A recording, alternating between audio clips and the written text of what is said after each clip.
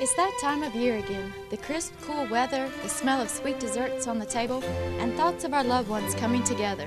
It's the holiday season, and we are always being reminded of what we have to be thankful for. However, between the shopping malls, holiday parties, and trips to Grandma's house, we are always on the go as well.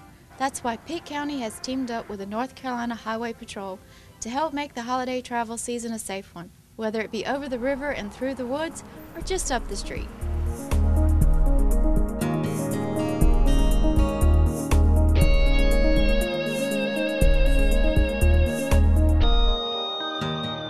Like to see is people take some voluntary actions to comply with just basic defensive driving precautions. Trooper Jeff Collins, Safety Instruction Coordinator for the Highway Patrol's Greenville office, says when on the road, the best way to avoid accidents is to keep your speed in check.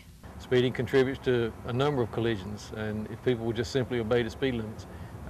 People like to try to cheat over and feel like they can get by with a few miles over the speed limit, but we're asking to be strict on the speed limits, to obey what those speed limits are, because if something bad happens, a reaction has to take place, and obviously the faster you're going, the more difficult it is to react and control your vehicle. Should the worst happen, Collins says the best way to avoid serious injury is to simply follow the law and wear your seatbelt at all times. A lot of people say, well, they think they're a good driver and don't need to wear their seatbelts, but that doesn't help if someone else causes you to have to make an evasive maneuver or runs a stop sign or whatever. Everyone needs to wear their seatbelts, and the law now requires front and back seat passengers to wear their seatbelts. Many times the problems we face while on the road are the fault of another driver's lack of attention. In these situations, it is best not to let your emotions get the better of you. Be a defensive driver, not an aggressive one. Many times we do have aggressive drivers, and that's another thing that we want to curtail is the aggressive driving. It needs to stop, and that means the tailgating. People become impatient with the heavier traffic, and they tailgate, following too closely. They dart in and out of traffic, change lanes abruptly, and those kind of things is what causes collisions. While it is easy to feel defensive when on a large highway surrounded by vehicles, it is always easy to become overconfident when on smaller, rural roads. This overconfidence can become a costly mistake. Collisions can occur anywhere, and whether it's on a two-lane road where you feel like there's no other traffic, or whether you're on the interstate where you have multiple lanes of traffic. All these rules still apply. And Trooper Collins says the first rule is to get rid of the distractions. Obviously cell phones, texting is against the law to do that. Cell phone use is in and of itself, simply talking on the phone is a distraction. Whether it's eating while you're driving, multiple passengers in the car that can distract. We just ask people to put the distractions down and pay attention to the road. Also, remember to share the roads with others. Some vehicles, such as semi-trucks and tractor-trailers, don't have the same maneuverability as you. A little patience can go a long way when it comes to your safety. They require a little extra room. They're carrying a lot of weight, and they have some blind spots that is difficult to see.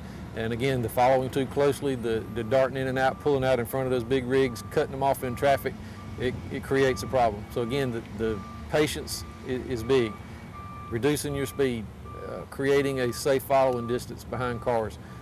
All those type things, if people would observe those, would go a long ways toward reducing our collisions. Finally, remember that highway safety begins long before you get into your vehicle. Being a responsible driver means knowing when it's not okay to drive. We're encouraging people not to drive after they've had anything to drink. Many people want to gauge how much they have consumed in alcohol, that maybe they're okay, maybe they're not.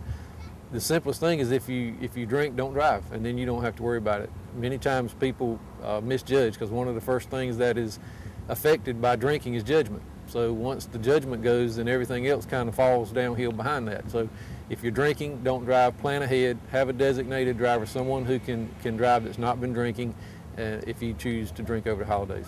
With just a little precaution and some consideration for those around you, traveling this holiday season can be a safe and fun activity.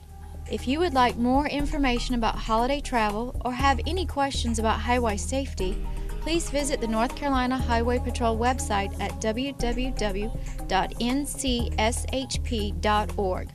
To report an accident or request assistance while traveling, simply dial *HP on your mobile phone.